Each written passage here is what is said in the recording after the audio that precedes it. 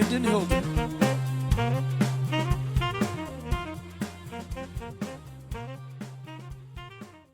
Hello, everybody, and welcome to the opening act. I'm your host, Brandon Hilder, and on today's episode, our special guest is Carey Harmon. Carey is the drummer for the band Railroad Earth. This is their new song, It's So Good.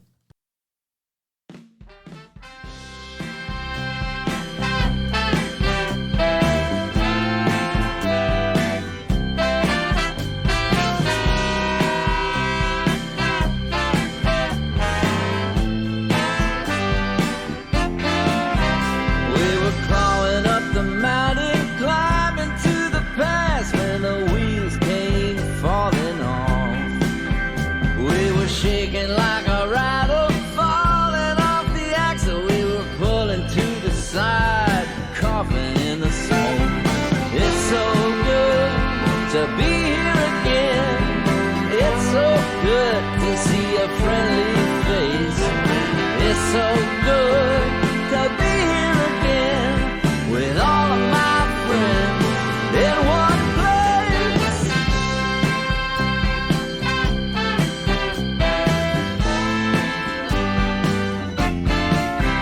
We were running to the gate 'cause the shuttle had us late, but the overhead was blinking the news. How are you doing today, Carey? I'm great, Brandon. How are you? Good. So, let's go ahead and talk a little bit about Railroad Earth. When did you guys start? Well, believe it or not, we started 21 years ago, which honestly doesn't feel even close to that. And it went by super quick. But yeah, we got started in 2001. Wow. And it hit the ground running, and we were on tour pretty quickly and picked up steam pretty quickly.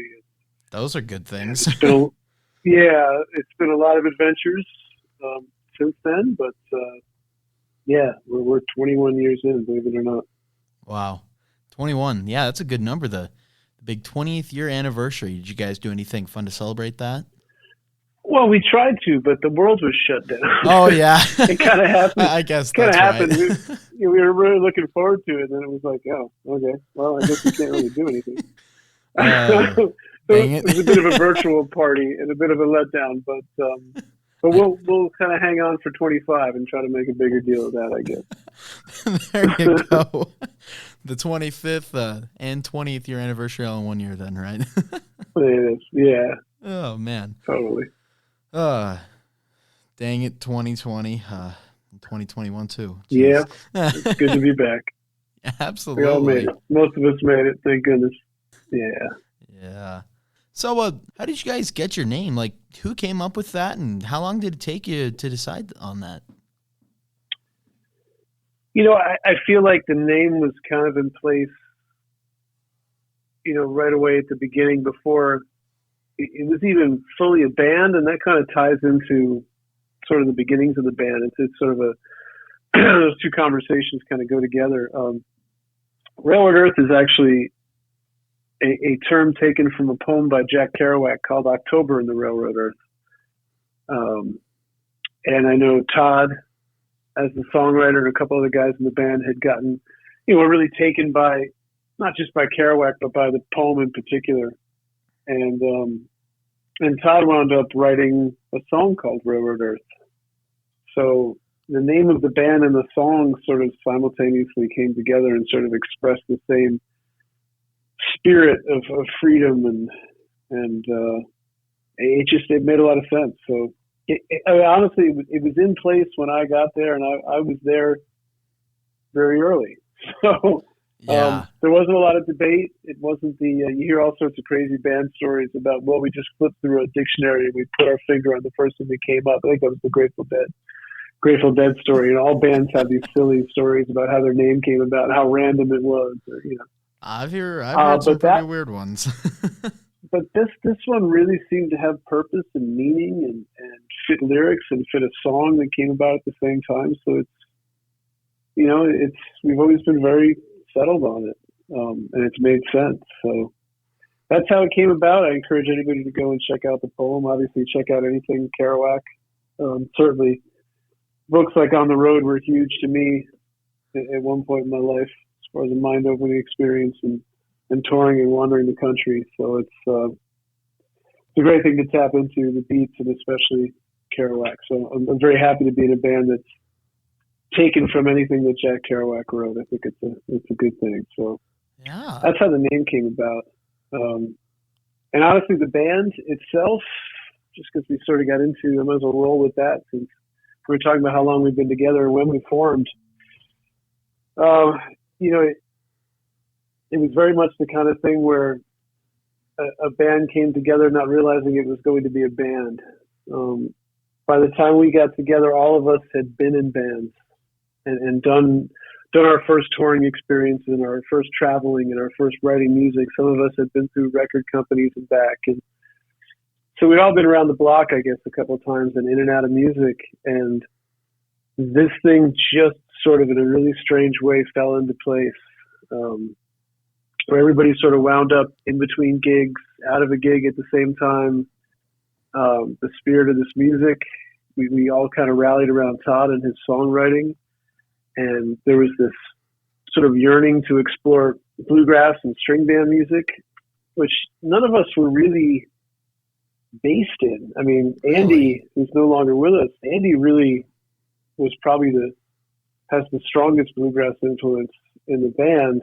And, but even he was primarily, a saxophone player. Wow. And played more R&B music with Timmy in a whole other band. So it was really wide, but we just sort of decided to gravitate towards, I think it started as picking parties at Andy's house on his back porch. They would play bluegrass songs for the fun of it. And then Todd got brought into it, and he was, being the songwriter that he is, sort of took this new influence to him, which was these sounds and these instruments, and started writing music around it.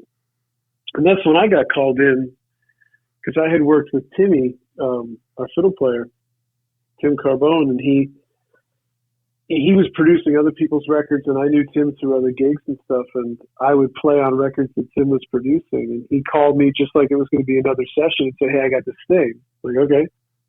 I came out, did a couple of rehearsals, and started laying down tracks for it.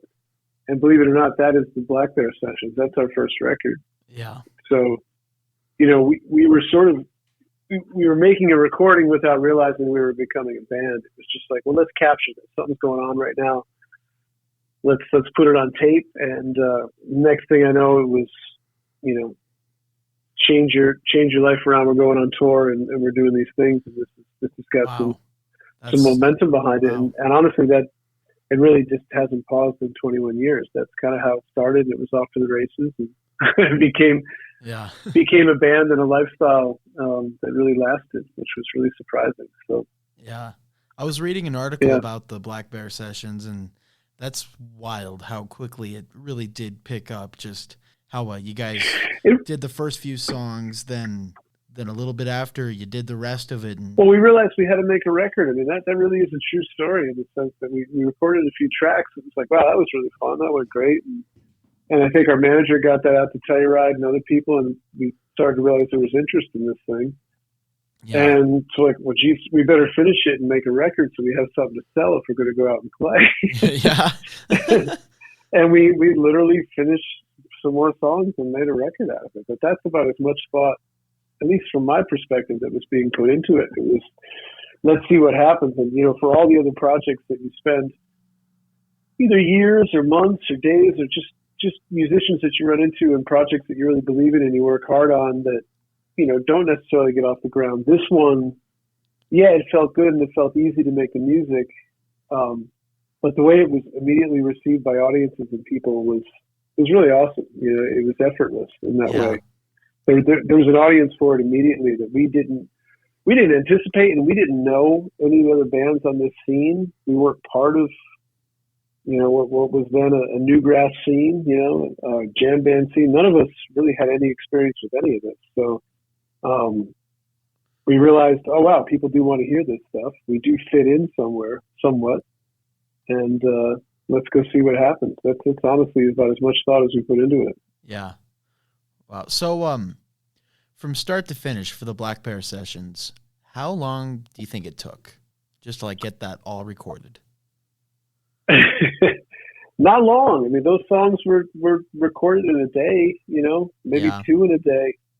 Dang. Because I was operating I was doing a lot of playing on, Tim would produce a lot of singer-songwriters, and I'd come in, and it was the kind of budgets and sessions where you would go in and, lay down half the record in a day as far as the drums are concerned, because it wasn't some kind of big budget thing. He was always cranking through these records. So I was used to going out there, listening to a demo real quick or not, and just reacting in the studio, laying down a track and going home. It was that quick. So I certainly approached that recording in the very same way. It wasn't like, okay, this is a band, I'm launching a band, I really have to overthink everything, let's make the best record ever. It was, no, what do you got? Let's play it. Great, we're done. It was certainly that kind of mentality we took to it. So it's true, we really didn't take much time, probably a couple songs a day. Yeah. Wow, that's fast. Over a couple months. Yeah. Yeah, it really was. It was effortless, That's again, good. because I think one of the reasons it was so effortless because there was no preconception, and it will always stand on its own in that regard. Because after that, we were a band. Yeah. So after that, every record became okay. What is the next Railroad Earth record? Now we are a thing. Now we are a band. We have a sound. We have an audience. And now you're going to start thinking about all those things. And the cool thing about that first record was there was nothing to think about because we didn't even know if anybody wanted to hear it. Right? There was no intent behind it beyond like, these are great songs. Let's lay them down. This is fun. That's a very hard thing and an elusive thing to try to recapture once you are a band. I think everyone shoots for that, carefree sort of attitude towards it. It's very hard to get back to. So that album will forever be special in that regard. Yeah. Yeah. And that's cool how you're saying like you didn't have a sound yet. So there wasn't really anything you had to like bring back the expectations to. You just kind of just did it and you had fun with it. Yeah, that's really cool. Yeah.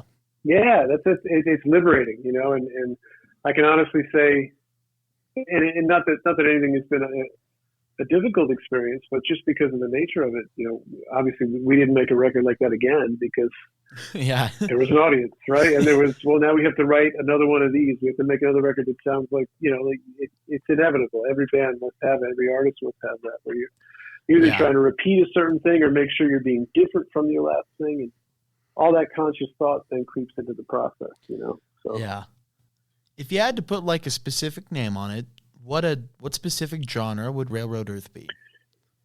Yeah, man, I don't know, and I would only be able to find it by listening to between our experiences of being on the road, being at festivals, seeing other bands, seeing the places we've been lumped into or labeled, and all that kind of stuff, and then there's these cop-outs like Americana. I have no idea what that means. But that's that huge umbrella that people put over a ton of music. And that would be my answer if I had to nail it in one word. But I don't necessarily believe it because I think it's kind of a silly category because what is not Americana? There's so much American music that fits within that, right? But I know we're not a bluegrass band. And we were never intended to be because I'm a drummer, so I wouldn't be here. With full respect for bluegrass music, I shouldn't be here if we're really playing a bluegrass song. So, and the newgrass thing is really hip. And obviously, since I've been in this band, it's been a bit of a case study for myself to find out, okay, what world am I in, and where did this all come from? This place that for whatever reason, we are now a step in a certain staircase or evolution of a type of music, and where do we fit and why? And it kind of puts you, if you're curious enough to kind of look into what came before you, going back to Bill Monroe and the bluegrass music, and then getting into newgrass revival and Sam Bush and all these other people that sort of took it and said, no, screw it, we're going to play different kinds of songs. Now we're going to put drums to it. And the other people have done this, right? Leftover's done it, Leftover Salmon, and there's plenty of people that are kind of in this lineage. So it's been kind of fun and interesting over the 2 decades to sort of discover these other bands and what their own contribution was. Yeah. So I guess, and for a while, I think because we all came about either as songwriters or as people that, as musicians, were used to supporting songs, or any of the musical taste that we had and stuff we listened to was very song-oriented music. That in the very beginning, when we discovered what a jam band scene was and wound up pretty deep in that scene, I think there was some resistance, because I think we thought a lot of it was based on a ton of improvisation, and not necessarily a ton of song-based music. Yeah. And I think at first we sort of pushed the label away a little bit and fought it. And it's taken a while to sort of realize what the great parts of that world are and that scene are, and why it's not necessarily a negative label, especially with some of the, the reason the Grateful Dead has lasted as long as it does, and I would put them at the top of the heap of the jam band, right? They created this entire thing. Not to mention Jerry brought bluegrass music to a huge audience by his own personal interest, and then doing the Old and the Way record, and being the huge icon that he became with the Dead. The Dead tended to introduce a lot of people to a lot of different music they wanted you to check out, and I think that's a really hip thing about the Dead. Yeah. But the reason they've lasted as long as they have is because you put on American Beauty or Working Man's Dead, or these records, there's like really great songs there. Mm-hmm. Tremendous songs. And the reason that music has lasted as long as it has, and people are still making a living being in Grateful Dead cover bands, Yeah. It's because beyond the noodling and the improvisation, some of which is remarkable and some of which is not. It doesn't work some nights. With the Dead, it's all about great songs, and they're there underneath all that improvising, and that's what makes the Dead really stand out. So once I realized within that scene and within the jam band world that, if you really look, there's some great songs with some of these artists and some of these bands, and there's no reason why we can't be super focused around Todd and around songwriting, and yet be willing to stretch out and have an adventure on some of these songs. Because honestly, it's a lot more fun to do that than to just play a script every night. And I can't imagine having to play these songs the same way every night and not have a little bit of that element of adventure. Like, I'm going to try something, we're going to go somewhere else, and everyone kind of be willing to take the song wherever it wants to go that night. If that's jam band, then I'm in, because it's a lot more fun and it's a lot more fulfilling as a musician. And the audiences are tremendous. It's also a scene where people really support you for a long time, and stay with you and go on a journey with you, which I think a lot of artists would be very envious to have in different scenes. Because some of those other scenes, you're there for a minute and gone. It's a very quick world. And we've been able to carry some people for 2 decades on this journey, which is awesome. So I guess it's an incredibly long answer to your question, but oh no, it's all good. I guess we're kind of a newgrass band. We're sort of a jam band. We're sort of the Americana cop-out. I think we're a rock and roll band. I think fundamentally it's rock and roll. I think if we had one thing that we all got together on and all had experience in and a love of, it's just rock and roll. I mean, the spirit of it and everything. We might have different instruments and different sounds, but when we're all the most comfortable is when we're just rocking out on something, for sure. Oh yeah, just rocking's like one of the best things. Like, whatever type of music you're playing is when you just like get into it, just play, not specifically just anything. You're just playing with a group of people. It's the best. Because I know I've been in a like high school jazz band, and oh man, I love that stuff because it's not always scripted, and you just kind of feel it out. It's like it's great when you're just playing to play and just doing it. Yeah, exactly. Yeah. Yes. And I play the trumpet. So, like, the trumpet will answer back to the trombone or whatever, to the saxophone. That's my favorite one to answer back to. But, yeah, it's music like that's just great. When it's just a conversation, just carrying it the way it does. I love it that way. Yeah.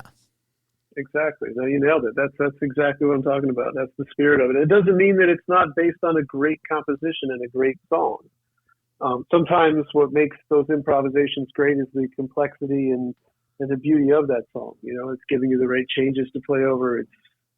it's the right tempo, it's the right spirit, and you add lyrics, and there's even more to it. So the best part is just that you get to do that and enjoy it. And for some reason, there's an audience that wants to enjoy that with you. There's just nothing better, Yeah. Because I would do that by myself. Yeah. Because I really am doing it for me. And yet when you look out and there's a whole bunch of people and they seem to be sharing the experience and having a good time, I mean, there's just nothing better in the world, That's it. That's everything. So like playing for you is a great thing because, I'm a person that lives by the saying you're going to like have an attitude on things, whether on what you put into it. So if you're wanting to do it for yourself, wanting to have a good time, you're going to have a good time. And like you said, if people want to be around for the ride with it, then that's their choice. But like, yeah, if it's for you, you're not going to hate it. Because I know I have heard stories, seen things, like I've seen it with musicians who hate their job. But when you love playing music and love playing it, like love it, you're never going to feel like that. It's a good thing. It's a great thing. Yeah, and I seem to not have that choice. I get very easily absorbed. I could play one of our songs 21 years later for the 1,000-some-odd time, and I swear to you, I'm still trying to figure out how to play it, Yeah. Especially with drums, because your job as the drummer is to make the music feel right. And you're constantly searching for the right feeling in the music so that everyone else can do what they do. And that's our job. And that's a journey that just never ends. You can't be like, yeah, I got this tune down cold, I just do this. It's like, no, it's always the same. It's always different. It's always a challenge to make it feel right night to night. And that's engrossing. I could do that all day, Yeah. I don't need any more than that. So, yeah. So when did you first start playing the drums? In fourth grade band, man, when we first had band. And it's a funny story because I wanted to play saxophone because for some reason in fourth grade, I already knew that sax would be really cool. And it'd be kind of like the electric guitar of school band. So I wanted to be cool. And I wanted to do a saxophone. And by the time I showed up, all the rental saxes were gone in whatever the local music store was. So they put me on a waiting list, and I swear to you, the band director in fourth grade handed me a drum pad and a pair of sticks and said, just do this until we can find you a saxophone. Huh. And they never found me a saxophone. So I'm still playing drums. That's how it started. And then I found out, obviously, it found me, and I really liked it. So yeah, it just sounds like changed. It was meant to be. Kind of, yeah. It was density. Yeah, for sure. I kept that up through the rest of grade school and middle school and then high school. Marching band and jazz bands and all that stuff. By the time I got to high school, I found every possible excuse to be in the music room. Yeah. And not take, because it's different now. Kids are having to do this after school, before school, all sorts of stuff. When I was in high school, band was a class. And the singing groups were a class, and music theory was a class. So I just was like, sign me up for every possible reason to be in the music room so I don't have to take some of these other subjects. Yeah. And at that point, it was a way out of other classes I didn't want to be a part of. So any excuse I could have to just hang out in the music room and screw around was also my way out of school. Dang. So I did that, and I was sucked in. And by the time I was 14 and 15, I was playing in bands, being in a garage with a kerosene heater and open the door now and then so you could breathe. Just bashing out whatever tunes. I remember getting a note from my mother to go play with a band at a bar. I was probably about 15. And these guys were probably 18. And, I was doing bar gigs when I was 15 years old. So, wow. It just sort of rolled from there, and it just kind of never stopped. What kind of music were these small bar gigs? It was, it's funny because I'm obviously your senior by many years, but even when I was growing up, which would be the 80s, the music we were playing was already called classic rock. you know? Yeah. So it was already before my time, but we were in bars bashing out Bad Company songs. And, Oh, gotcha. All sorts of it's weird because the radio stations are exactly the same today, and they're still called classic rock, and they're still playing the same music from the 70s that they were then. So we play everything from Led Zeppelin to everything that was going on at that point or had gone on previous that people wanted to hear in a small town bar. So the good old rock stuff. Yeah, it was just rock and roll bands, exactly. Yeah. Can't go wrong with that. Oh, man. I love watching, like, just small bands. And I'm actually going to a smaller concert this weekend with some smaller rock bands that I'm friends with. And I just can't wait because just watching smaller bands do their thing is the best. Because, like, something I didn't learn until recently, I used to think that I could only like big bands, like big bands. But I've started loving small bands. Like some of my favorite bands right now are tiny, like don't even have released music, tiny. But, it's good. Yeah. There's nothing wrong with it. It sounds like there's a good scene where you are. As long as there's a good music scene, then there's a lot of creative things happening, Yeah. If you find good music, That's who cares cool. how big they are? Yeah. Oh, absolutely. Oh, listen, some of the best bands in the world you're never going to hear. Exactly. Right? I mean, yes. Thank you. that's just the way it is. Oh, absolutely. No question, because either they're ahead of their time or for other circumstances it doesn't get off the ground that have nothing to do with the music. And, a band is a very fragile organism. And for it all to work and enough people to be at the same point in their lives to be able to do it and invest in it, there's so many forces that pull these things apart. And the majority of bands come and go in 3 years, but some of their contributions in those 3 years are legendary.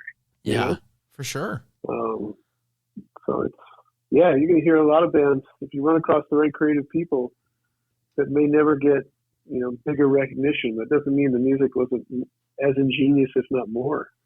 Always. Yeah. No question. So I agree. Yeah. And like with what you're saying, like sometimes bands are only there for 3 years and yet they leave that big of a mark. Like look at the band Nirvana. They were around for just a couple years in the 90s. And now today they're still one of the biggest bands of all times, even though they were literally only around for like 2 years. It's like, it's wild. Hugely important. Oh, yes. But that was a force that was designed to be there for 3 years. It wasn't going to last longer. And part of that energy was being there for 3 years. I can't imagine the music would have been as powerful, 20 years down the road in a Nirvana. It's just a different energy, a different thing. Or I'll give you the biggest example ever is the Beatles were together for 7 years. Yes. and we still can't figure out why the Beatles were the greatest thing ever. I mean, everybody is still chasing something that happened over 50 years ago. Yeah. To a bunch of guys that were in their 20s, and the whole thing lasted about 6 years, but look what it did. We still can't, everyone's still chasing the Beatles, which is such a crazy phenomenon to try to understand. Yes. Just thinking about that, like, boggles my brain. Because, I actually didn't ever think about that until, like, literally, like, 3 weeks ago. I was watching a video on YouTube, and it says, the Beatles were together through this year to this year. I'm like, that's not even 10 years. Are you kidding?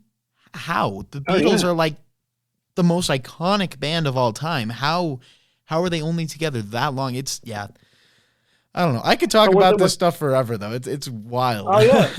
what they accomplished in those 6 years, and they all got spit out the other end of it when they were probably 29 years old. And Paul McCartney, all these guys have been living with basically being retired or post Beatles since they were 29. And McCartney is still touring. So it's a mind blower. It really is. Yeah, and I think it's really good that their musical careers didn't just like end after the Beatles. Like McCartney went on to the Wings, and that's I think that's actually my grandpa's favorite band. I like them a lot too. But it's great. Great stuff. Listen, one of my favorite records of all time is All Things Must Pass. It's the George Harrison record right after the Beatles. Yeah. Amazing record. If you haven't spent time with that, it's great. Yeah. Beautiful record. Anyway. So what would you say your like number one just favorite band was as a teenager? Rush. Rush. Okay. I was a huge Rush fan as a kid, and number one, it's probably an understandable drummer thing, because he was so remarkable. But it was more that they always kind of did their own thing, and they seemed to be in a different place and didn't really seem to care what people thought. And somehow they developed a cult following by doing so. There was something really appealing to a 13-year-old dude in the 80s. About their whole vibe and their whole approach, and I got pretty sucked into it. So yeah, I found refuge in Rush concerts. I had to go by myself, and work my way up general admission, get all the way up front because I had nobody else to worry about. Just somehow really found refuge in their music and their whole attitude. It doesn't necessarily relate to me in the same way because I've been through so many chapters since. Yeah, but some of that stuff is still really important and definitely put me on a path of, go find your own thing. And that was definitely their message, which I really drew a lot from. So yeah, I was a big Rush fan kid. Yeah. I like Rush. I like them a lot. Yeah. So, as we were talking about a little bit before with like just how quickly Railroad Earth kind of did pick up. So, very, very early in the beginning, you guys, and I really hope I say this right, so please correct me if I don't. Mm-hmm. You guys got a spot in the Telluride Bluegrass Festival. Did I say that right? It's actually Telluride. Telluride. Okay. Thank you. Which I believe is short for To Hell You Ride. Oh, okay. Which is a town in Colorado, in the mountains, in southwestern Colorado.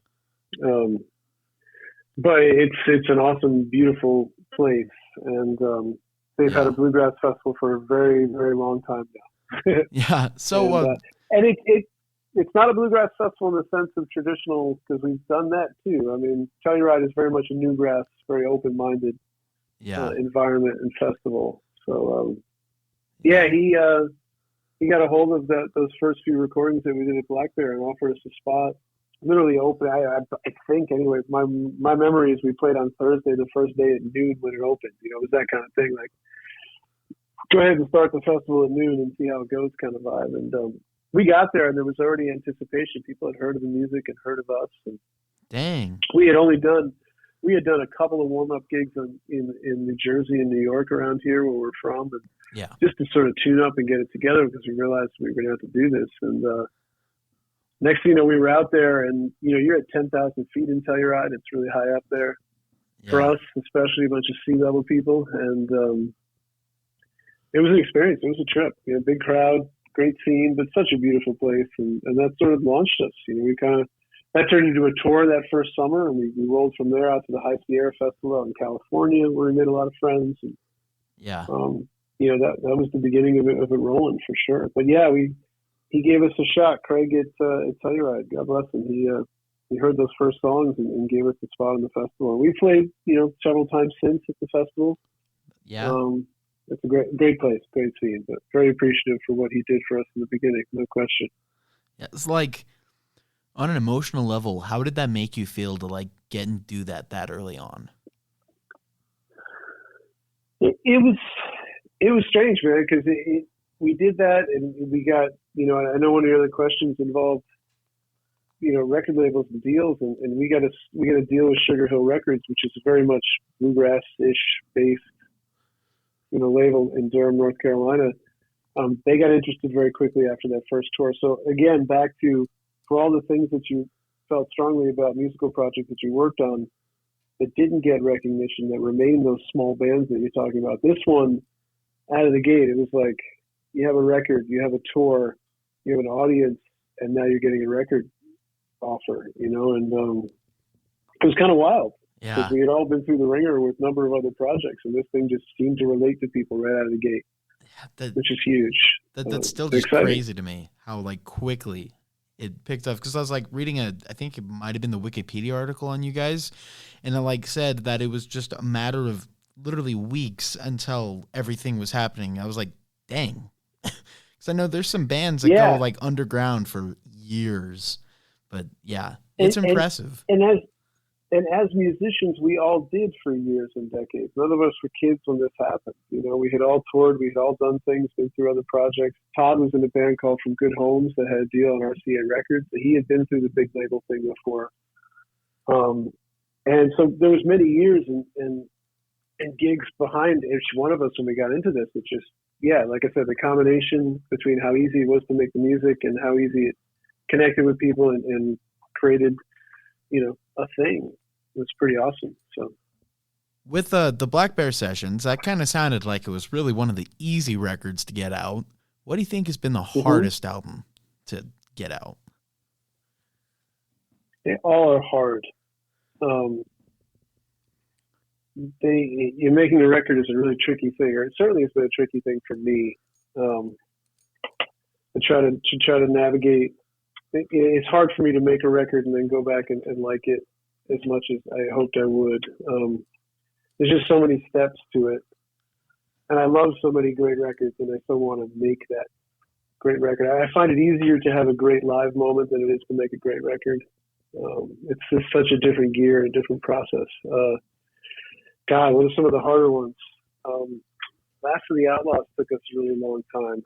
That was probably in 2013, something like that.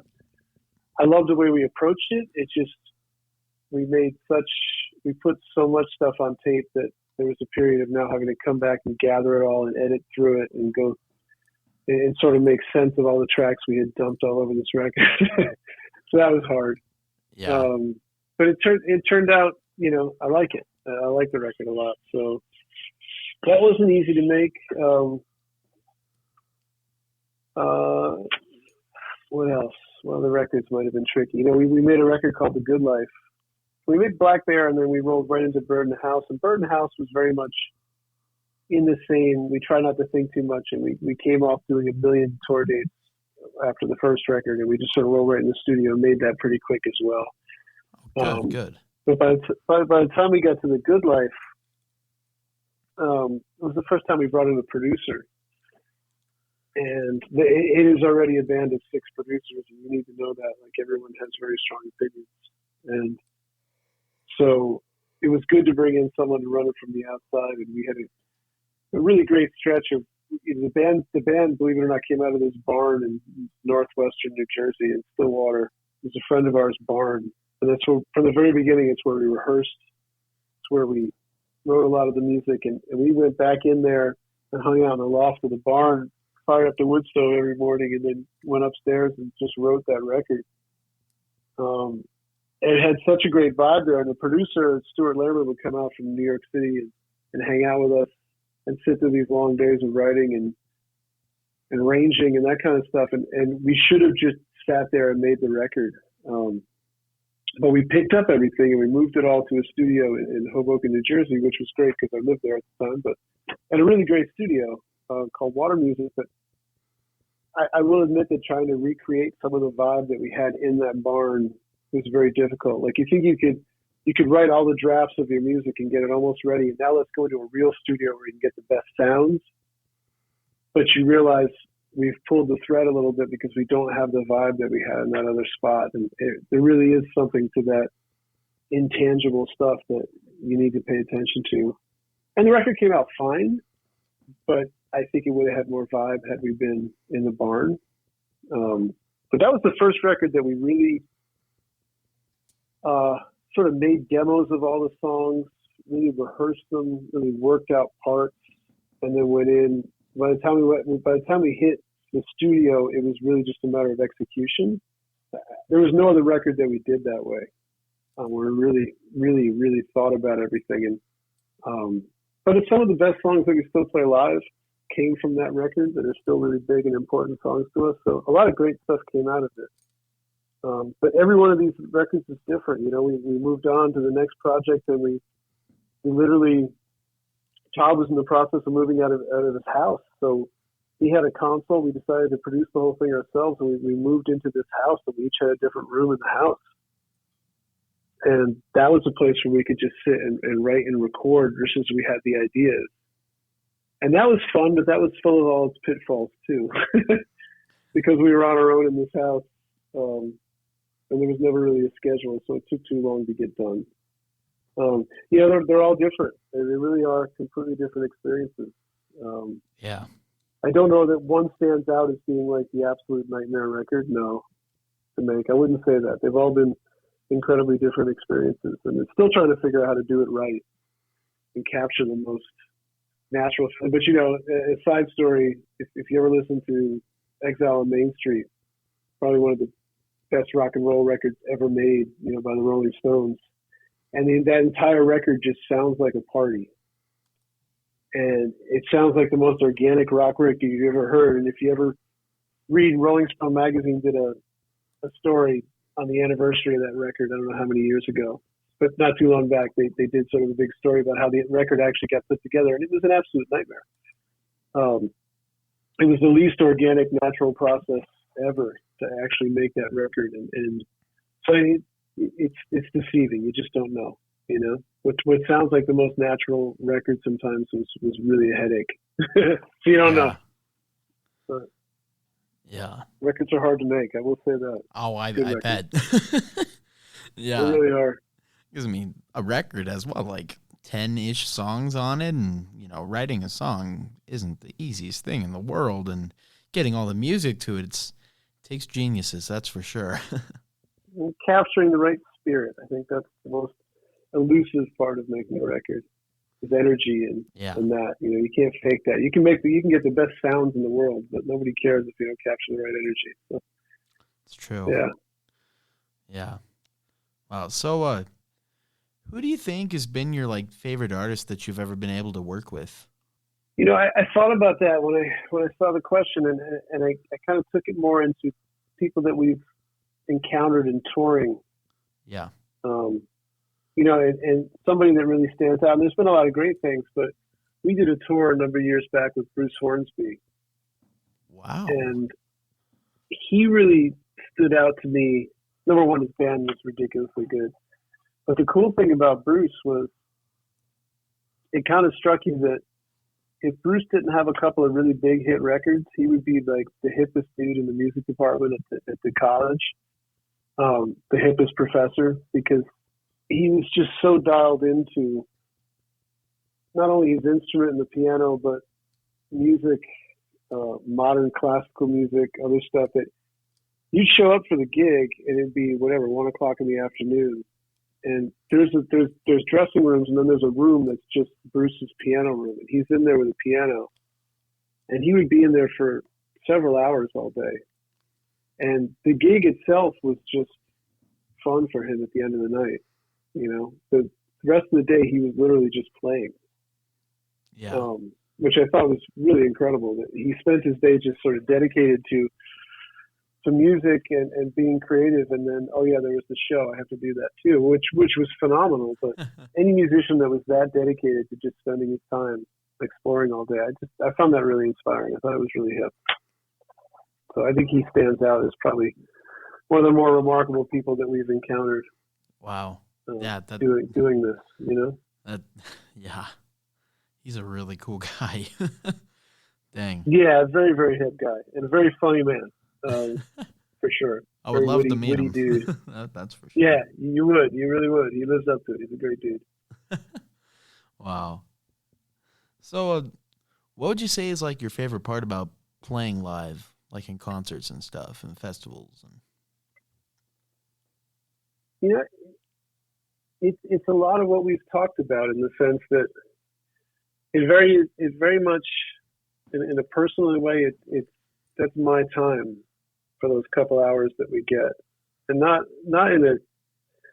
intended to be a selfish way, and not that I'm not listening to everybody, because it's all about listening to everybody, but the enjoyment of it and the experience is something that I need to do and that I have to do. And I'm glad everybody else in the audience and everything else is along and is sharing that experience. But it's a very involved feeling for me. I seem to not be able to help it, but get kind of consumed by the music that I'm playing. And that's why it's such an important part. So shows are the best. You know, we do a lot of traveling, and you do a lot of other stuff that you have to do to get through touring and the rest of the lifestyle that isn't always super easy. But that time that you Yeah. get on stage, that's everything, man. That's the easy part, you know. Yeah. Ronnie McCurry, Del McCurry's son, I remember said to us at one point, we were having this discussion, we were doing some shows with them, and somebody asked him the question. I think he was doing an interview, and he said, we get paid to leave home. we don't get paid to play music. We get paid to go away, because the music part we would do anyway. Yeah. You get paid to travel and leave your family and do the things you don't necessarily want to do all the time. But as far as the playing, oh, dude, forget it. That's the best, you know. Yeah. That's why we're here. So Yeah. I love shows. You know, they're a great experience. And not all things aren't always the greatest. The stage isn't the greatest, or the sound isn't the greatest, or Yeah. there's experiences you go through. But that opportunity to be able to do that is nothing to ever be taken for granted. You know, a lot of people would love to do what we get to do. So Yeah. for sure. And recently came and played a couple shows in the area that I live around, specifically on like Missoula, Montana. Unfortunately, I didn't get to go to that show, as you remember. But how would you say that show went? It was great. It's a lot of fun. Great crowd. Missoula's always wound up when we're there. It's been a long time, so Yeah. we had a great time. And the thing that we did different this time in Montana is we usually will play Bozeman and Missoula. But we went up to Whitefish, where we have some friends, Yeah. and we somehow squeezed ourselves onto this tiny stage at the Great Northern Bar and Grill, and it was just a throwdown for 2 nights. It was packed, people were crazy, and it was just a good old fashioned bar gig. Full of energy. Just it was great. We had a really great time. And Good. weather, we found winter. We hadn't really found much winter in the Northeast this year until yesterday, but we found it in Montana when we got there. I'll tell you that. Which was Yep. good to see that it's still we still have winter somewhere. Oh, So man. that's good to You see. should have been here like a month ago, though. Ooh. Winter's been rough out here. I'm pretty sure right after we left, you guys got walloped too. I'm pretty sure. I think we got out just in time. Yeah, it was bad before you came here and bad after you left. But when you came here, it was all right. We did pretty good. Yeah, exactly. So, it was wonderful. Good I timing. love Montana. It was a great experience. Always is. So, it's good to be back there. Oh, man. Dang snow. So, talking about playing concerts and stuff, I noticed on your website that you guys are playing a show with one of my favorite bands, and that's Blues Traveler. And for the listeners, if you don't know who Blues Traveler is, people who's listening, go search them up, please, because you're missing out if you don't. But are you excited for that show? Sure, it's fellow New Jersey boys. Yeah. Yeah. Yeah, it's funny because years ago when I first moved to New York, I grew up in Connecticut, and I moved to New York pretty much just out of high school to find more musicians and find a bigger pond to swim in. And at that time, there was a club called the Wetlands that I'm sure some people will know of in New York, and the Wetlands sort of came to be with the Blues Traveler and that scene. So when I moved to New York, I kind of walked right into that world. The Blues Traveler, right behind the Blues Traveler was the Spin Doctors. There was just a handful of bands. Joan Osborne came out of that scene. And they were all just, the local club band at the Wetlands before some of them took off. And I was in a band called The Hour, and we were also somewhat in that scene. So it was interesting because I probably played with them at the Wetlands, in 1990. And now I'll be playing with them. I haven't played with them since. We'll do a show at Red Rocks, which is kind of funny. So it's been a long, big circle. But yeah, no, those guys are great. That'll be a lot of fun. And obviously, it's a great venue. So one of the best. That's good. Yeah. So, what do you think has been the most ridiculous thing that's happened to you guys during tour? Just like playing out, like how, what, why? And I thought about this too because there's been so many stories and so many adventures and so many times we probably should have died. Oh boy. and probably the one that I'd have to tell is that we owned a bus for a very brief period. Now we rent buses, which is a much smarter thing to do. But we bought an old bus, and we hired a friend to drive us, and it was nothing but breakdowns and troubles and headaches. And we were we were heading from Boise to Portland, Oregon. This has got to be 2004, something like that. And we had just broke down. We wound up spending the night in some Eastern Oregon town. And until somebody figured out how to fix the bus. And we really had to get to Portland the next day. So we got going in the morning. We made it a little ways up the road, and the bus caught fire. Oh, no. And we were in the middle of nowhere, and everybody had seconds to grab whatever they could and get the hell off the bus. And meanwhile, our buddy was putting out the fire. It was an axle fire or something. But we still had to make it to this gig, right? So a police officer happened to pull up, state trooper, and I got in the car with him, and we rode about 25 miles up the road to the next exit. And I rented a U-Haul truck, a 24-foot big old U-Haul truck, and I drove it back, and we took all the gear out of the bus, and we took everybody and their stuff, and I kid you not, I threw them all in the back of the truck for the remaining 4+ hours to Portland. They rode in the back of the U-Haul. And I stopped every hour or so at a gas station to pull over and open the back door and make sure everybody was still alive. Oh, man. And, man, we made it to that show and we played. And the world went on. But, you know, it's just one of the many adventures, especially in the early days when you're just getting by on a shoestring. And vans are breaking and buses are burning. And every band has probably got a million of these stories. But I think that was the most absurd one. When I realized that somehow, besides Andy sitting with me up front, that the rest of the band and crew were actually in the back of this box truck with their mattresses from the bus that they were sitting on in the pitch black for hours riding to this gig. You know, you realize just how far you can take people, you know, what they're willing to put up with.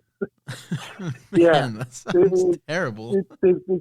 That's what I mean by the many times that we probably should have died. You know, we have a series of adventures like that, especially early on when things were breaking a lot. And you just never really knew what each day would entail. So it was less about music than it was about survival. And I think it is for a lot of bands in those first few years.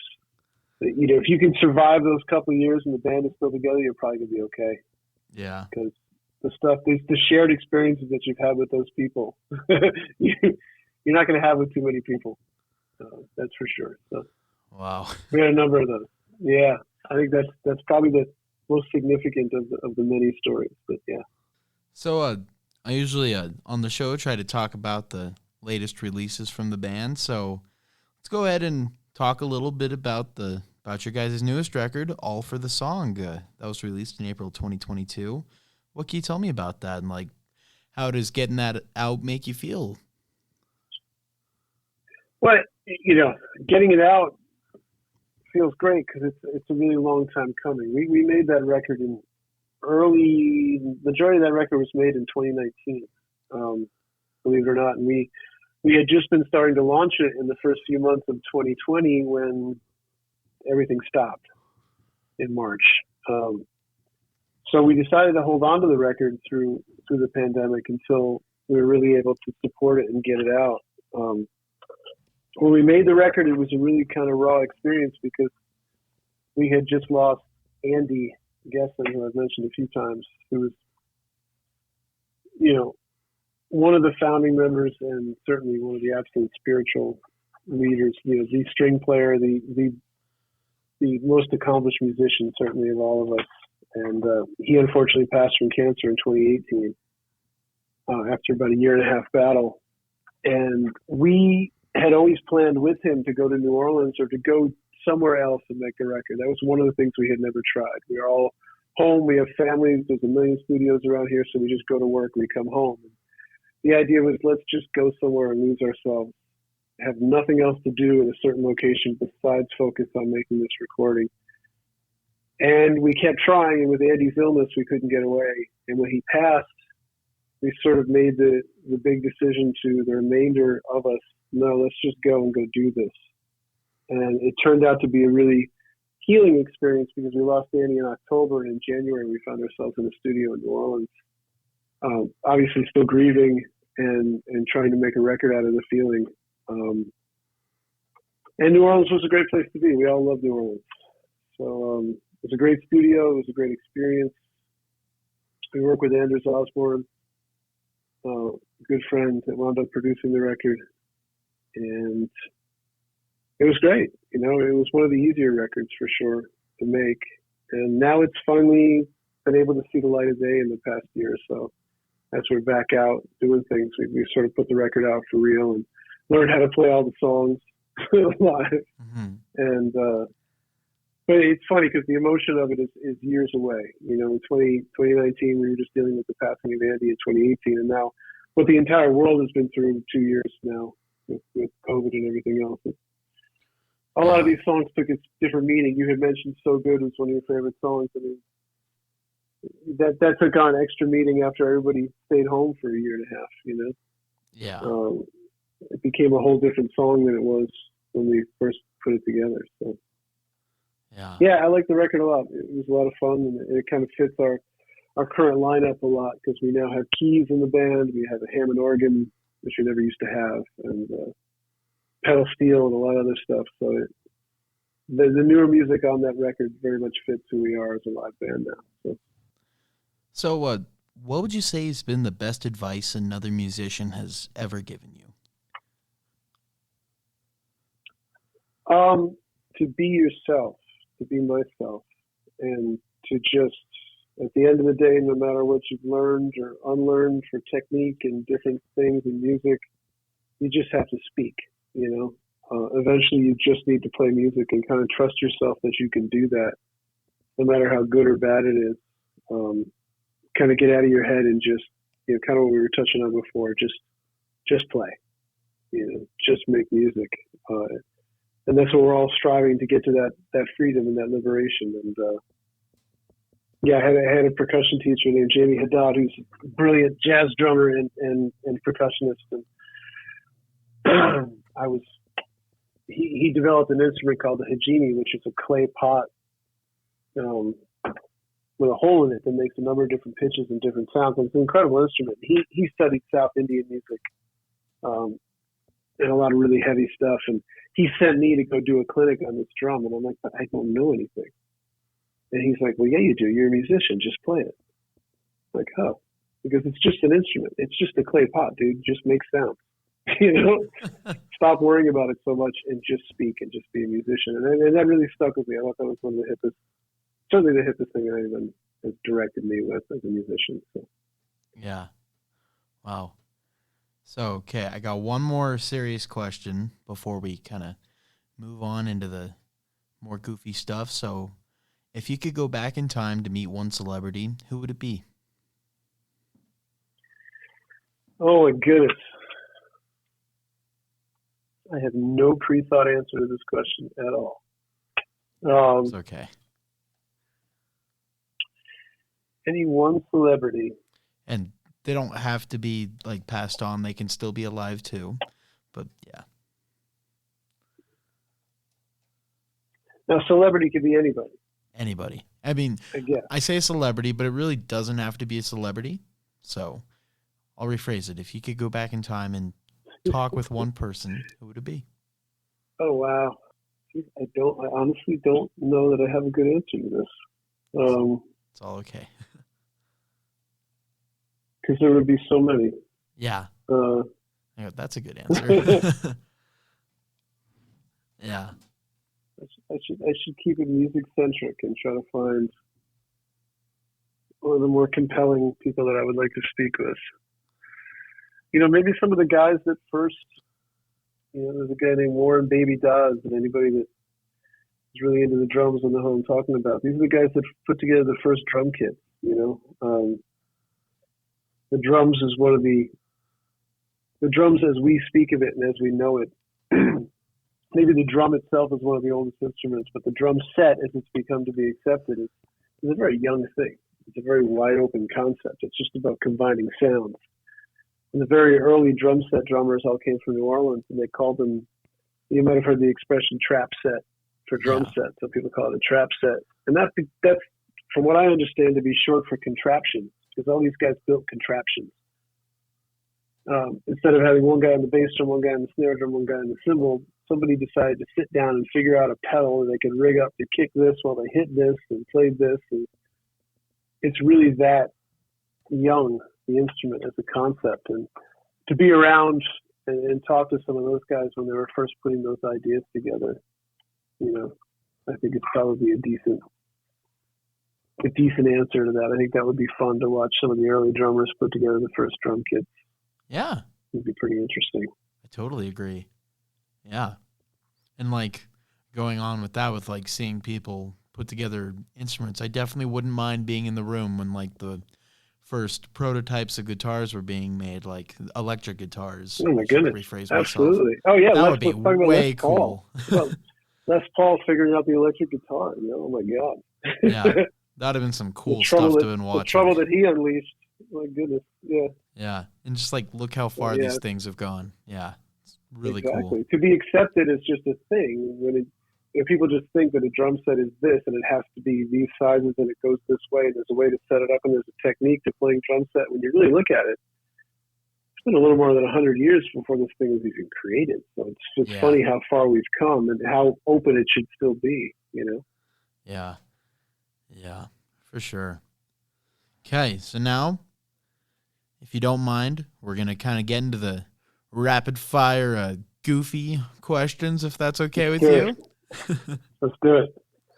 Okay. So, what is your favorite movie?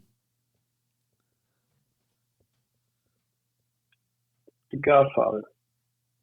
Okay. Nice. I've never seen that movie. Oh, you should. I mean, you can watch it a million times. It's just a great thing to spend time with. Yeah. Yeah, it's always good when you can watch a movie a billion times. You're like, yep, that's my favorite one. Definitely love movies like that. That's one of them, yeah. You're going to see it eventually, and you're going to remember this conversation. Yeah. It's a good one. Good. Okay. What is your favorite fruit? Blueberries. Blueberries. And now, you know what I'm about to ask, but if you could become a fruit, what fruit would I be? If you could become a fruit, what type of fruit would you be? I would want to be a very unappealing fruit, so I didn't get eaten. If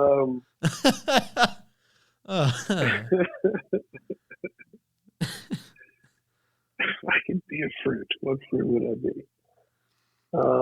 I'd be a pineapple. Pineapple. Okay. Why would you want to be a pineapple? No explanation. Okay.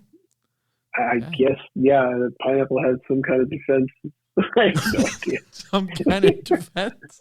You can poke people at the top? We can edit that out. Yeah, exactly. For some reason, I want to protect myself as a food. I don't know why. But hey, I mean, it makes sense. You know, like plants have over time, some of them, not all of them, have gotten defense mechanisms, like they've adapted, and why can't science go into my brain right now? Evolution, that's what it's called. Because school's over. Yes, exactly. It is currently 4:42. School's been over for over 2 hours for me, so Nice. Good for you. This question, I started asking this a few interviews ago, and I just love it. It's really weird, but what is your favorite Chinese takeout dish? Hot and sour soup. Oh, yes. Without question. There's really good hot and sour soups. There's really disappointing ones too, but yeah, when they get it right, it's good stuff. Whew. That sounds good right now. Yeah. Absolutely. Now, this question, this is kind of the signature question that I ask every interview. If you so this question comes from my favorite TV show, Chuck. So, if you were on a deserted island and could have one sandwich with you, what kind would it be? And keep in mind that this sandwich is going to replenish every day, and you're going to have to eat it every day. So, what sandwich are you bringing? God. To eat for every day. Oh, God. Yep. Oh, yikes. Wow, what could I put up with every day? Oh, man. Like a good Italian sub. Yeah. I had to be stuck with one thing. And I'm sure I would get absolutely disgustingly sick of it in 3 days. But just for that first day, knowing how miserable I am being stuck, that would probably bring the most satisfaction. Yeah. But after day like 300, you're like, oh, come on, pepperoni, no. Yeah, exactly. No, we would be looking for fish. It wouldn't be the case. But Like, ooh, that seagull over there. fast road to being a vegetarian right there. Yeah. Oh, boy. Well, I got one more question for you today. So this podcast, I try to make it student-oriented. For the kids, the high schoolers that are listening, what advice do you have for them, if any? Keep your options open, you know. Regardless of how strong you feel you're into one thing, it's going to change so many times. And don't pen yourself in at too young an age, you know. Take it from somebody that really didn't like school and could have done better in school. And it worked out fine for me, but my God, you really don't know what you're going to be interested in 10 years, you know. Get out there and explore and don't be in a hurry. But at the same time, do everything you can while you're in school to make sure you're not eliminating your options, you know. Yeah. So have an open mind because stuff's really, very few people really have their head on straight at 17. I can tell you that. I certainly didn't. And you're going to learn an awful lot coming up. So Yeah. give yourself that time and be patient and let the world present itself to you, you know. Wow. Yeah. And follow your passion, and you'll never work a day in your life. It's an old expression, but it's absolutely Yes. true. I love that saying. You have to do it. There's just no other choice. And, Yeah. and believe it or not, you know, I think there was pretty sure it's a Joseph Campbell quote, but and I'm probably going to ruin it, but his thing was follow your bliss, and doors will open up that you didn't even know were there, which I think is also another great way to put it.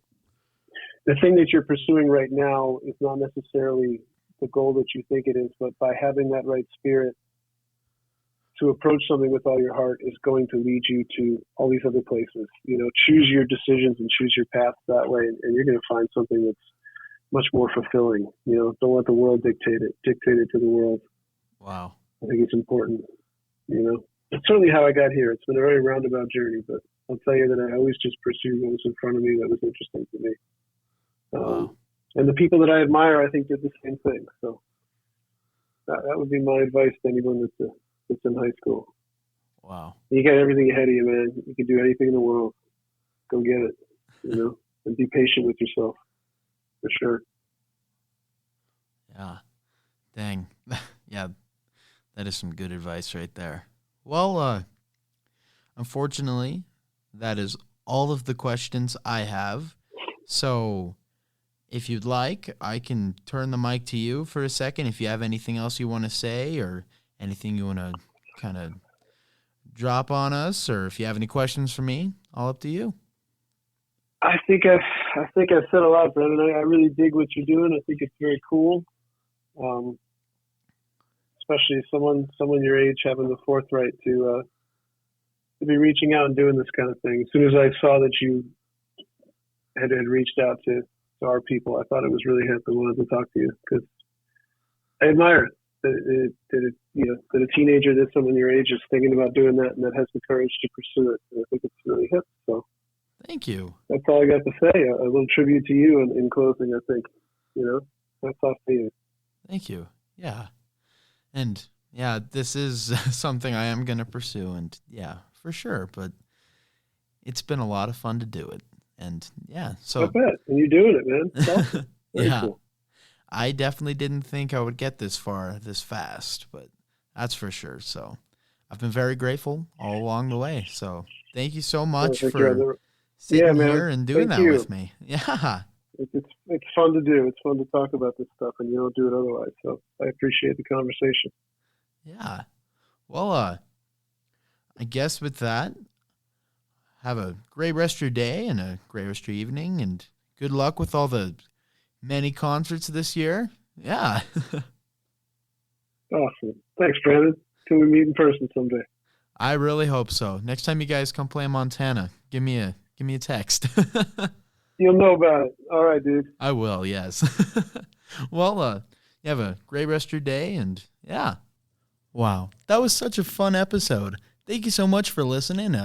And before we go, I just wanted to say thank you so much for listening to this, and I also wanted to thank my high school, Powell County High School, for letting me use their podcast equipment. And once again, I really wouldn't mind if you subscribe and follow me on Spotify. So have a great rest of your day.